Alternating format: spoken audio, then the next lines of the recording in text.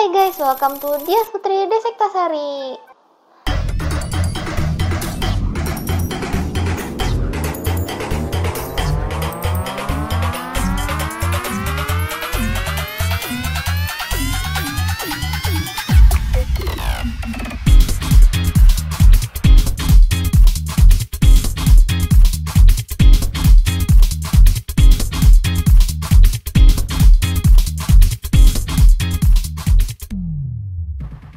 Hai guys, nah kali ini aku mau sharing gitu ya, sekalian kasih tahu teman-teman di tahun 2022 ini jurusan apa sih yang paling menjanjikan dan paling dicari gitu di perusahaan-perusahaan baik swasta, pemerintah maupun di BUMN kayak gitu.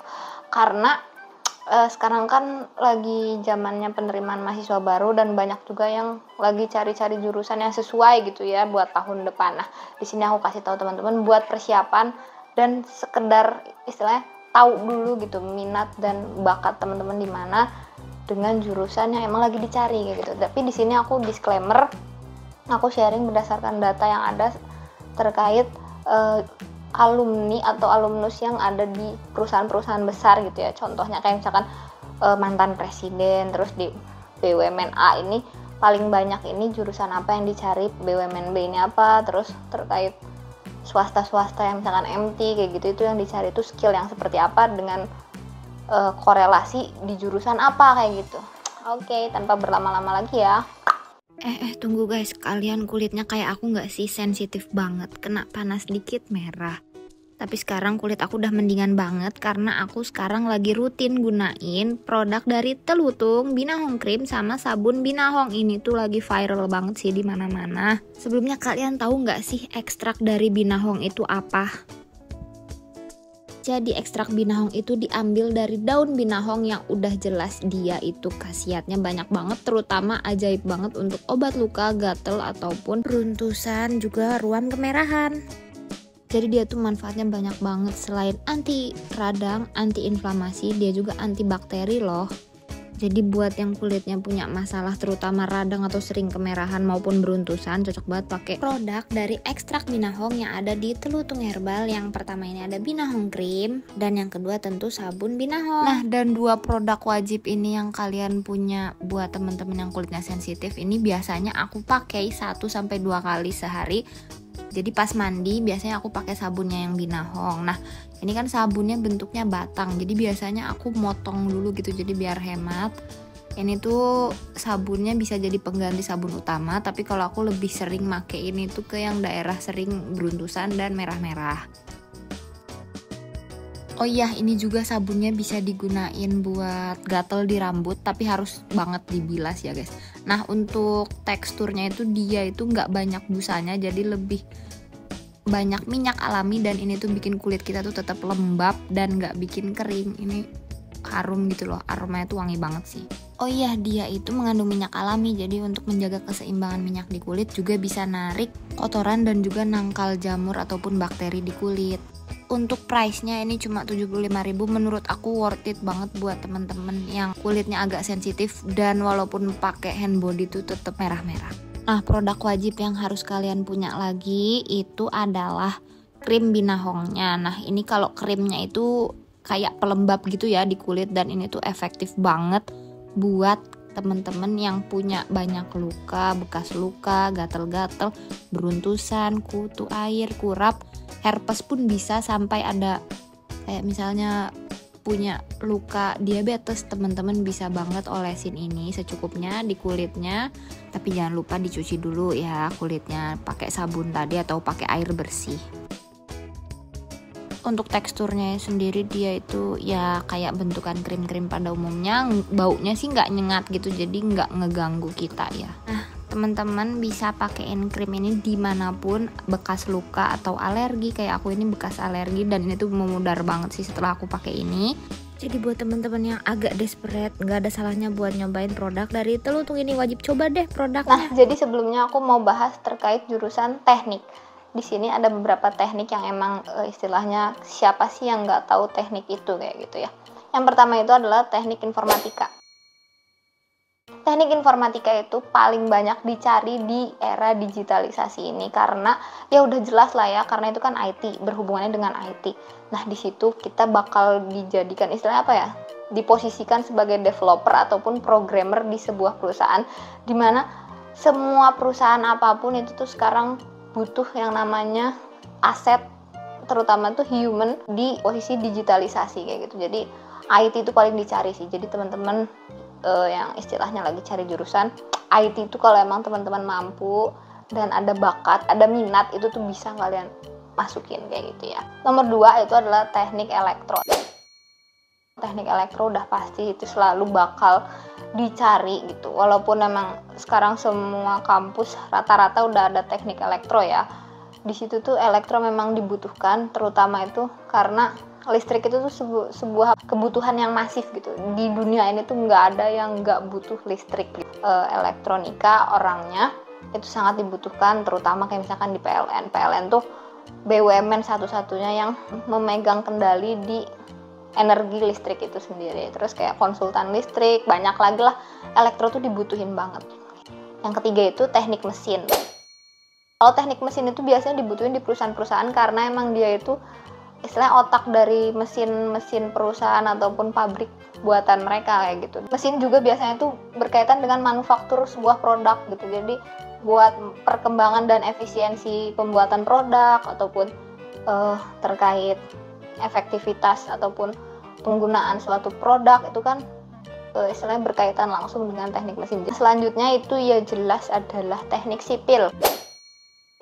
Pembangunan di Indonesia terutama ini sangat-sangat pesat ya, terutama after corona ini bener-bener istilahnya Pak Jokowi itu menggencarkan, karena sebelumnya kan visinya itu kan dia pemerataan infrastruktur sampai tahun 2022, cuma karena emang sempat terkendala COVID ataupun pandemi corona itu jadi kan agak terkendala. Nah sipil ini tuh nggak akan ada matinya lah Wak, jadi istilahnya pembangunan tuh bakal terus berkelanjutan gitu. Lowongan-lowongan kerjaan tuh banyak banget yang ada teknik sipil, jadi semangat. Terus untuk teknik yang terakhir yang paling dicari itu adalah teknik industri. Kalau teknik industri itu emang dari dulu tuh selalu dicari karena emang dia itu lebih ke manage perusahaan, terus lebih ke kayak controlling dari perusahaan itu sendiri. Jadi dia tuh induk dari perusahaan, baik dari pembuatan produk, sirkulasi pemutaran produk, terus perusahaannya sendiri. Pokoknya industri itu kompleks banget sih ilmunya, dan itu tuh keren banget. Teman-teman yang ada di kuliah ataupun di jurusan industri, aku give applause banget sih karena itu materinya oke banget. Jurusan lain yang dari sosial ya, kita masuk ke sosial dulu ya, itu adalah ilmu komunikasi. Ilmu komunikasi itu banyak banget dicari sih di industri kreatif terutama ya, karena kita kan tahun ini tuh tahun-tahun bener-bener tahun kreatif lah Wak. Apa aja tuh dijabani, di dunia digital aja kita bisa menghasilkan uang gitu.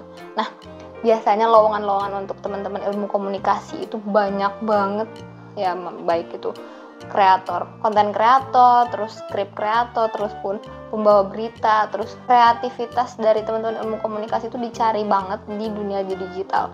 Dan public speakingnya itu loh, karena kan teman-teman ilmu komunikasi kan diajarkan untuk istilahnya apa ya, public speaking yang baik kayak gitu, itu dicari banget di tahun ini. Jadi teman-teman yang memang mungkin punya skill ataupun keinginan untuk banyak ngomong gitu ya, kayak aku bacot gitu, keinginan untuk banyak berbicara di depan umum ataupun keberanian gitu ya, boleh banget daftar ilmu komunikasi karena itu jurusan yang.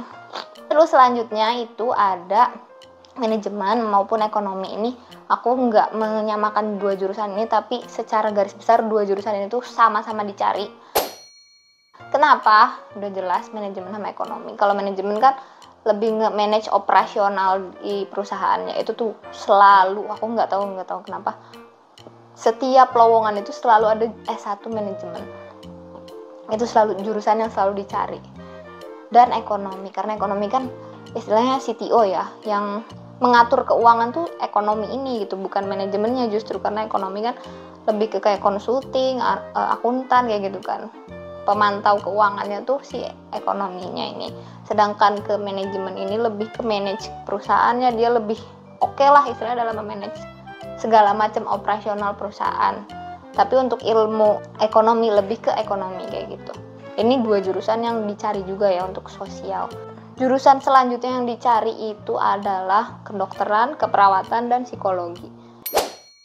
Ini jurusan kesehatan yang memang benar-benar dicari sih. Kenapa? Kalau kedokteran udah jelas ya. Tapi aku meng-highlight untuk kedokteran ini, teman-teman yang memang minat di kedokteran sebaiknya nyari beasiswa karena emang biaya kuliahnya itu cukup mahal. Jadi kalau memang teman-teman pengen banget dan nggak terlalu pengen menyusahkan orang tua, aku nyaranin banget nyari beasiswa. Di situ kalian bisa kebantu sama beasiswa, dan untuk biaya kuliah lain-lain kayak misalkan beli mayat ataupun untuk kardio apalah itu aku nggak tahu, pokoknya yang operasi-operasian itu kan kalian nyewa mayat terus buat ngoprek-ngopreknya itu kan kalian juga bayar. Nah, seenggaknya kebantu sama uang beasiswa kayak gitu. Itu kedokteran itu dicari banget sih karena kesehatan itu nomor 1. Keperawatan juga gitu. Semua rumah sakit, semua jasa pelayanan kesehatan itu membutuhkan perawat, karena perawat itu di sini istilahnya membantu untuk si dokter itu nggak kerja sendiri, dan perawat itu biasanya lebih ngehandle si pasiennya sendiri. Dan perawat tuh dicari banget pokoknya untuk jurusan kalian, terutama terima kasih buat teman-teman semua yang udah jadi perawat dan bantu teman-teman ataupun warga Indonesia yang kemarin COVID kayak gitu kan. Untuk perawat tuh berjasa banget sih mereka. Tapi memang kalian harus siap ketika nanti lulus ya, harus siap istilahnya begadang, shift-shiftan, dan kerjanya tuh nggak tanggal hitam aja, merah juga kerja gitu. Jadi tergantung. Yang terakhir itu psikologi itu memang jurusannya itu bisa IPA maupun IPS, itu tergantung kampusnya. Kalau di Undip itu masuknya ke IPA, sedangkan di kampus lain ada yang masuknya ke jurusan IPS. Mungkin teman-teman bisa cari sendiri informasinya.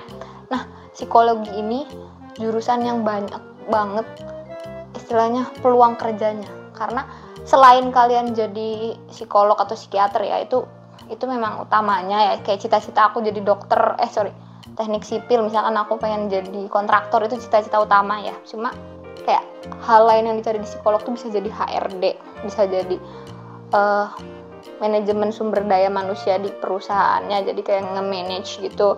Pokoknya banyak banget psikologi itu dibutuhkan di era sekarang. Mental health dari karyawan di sebuah kantor itu kan sekarang tuh lagi diuji. Nah, psikolog tuh bekerja banget sih di situ, dan jurusan ini tuh banyak banget lowongan kerjaannya yang dicari kayak gitu. Nah, ini sebenarnya aku data ya, by data. Mungkin teman-teman kalau emang kepo data yang mana nanti aku taruh di bawah. Tapi kalau emang nggak kepo ya aku tetap cantumin. Jadi itu rekomendasi dari aku by data terkait jurusan yang paling dicari di 2022. Semangat buat teman-teman yang nyari kampus jurusan yang sesuai dengan minat bakat. Pokoknya gali dulu bakat dan minat kalian tuh di mana gitu, baca-baca, terus sambungin sama jurusan yang emang pengen kalian masukin gitu. Kayak aku dulu pengen jadi kontraktor, sipil, arsitek, PWK tuh masih bisa lah inline dengan cita-cita aku kayak gitu. Makasih ya udah nonton videonya. Jangan lupa di like, di share ke teman-teman kalian yang masih bingung nyari jurusan. Dan makasih udah nonton. Bye bye.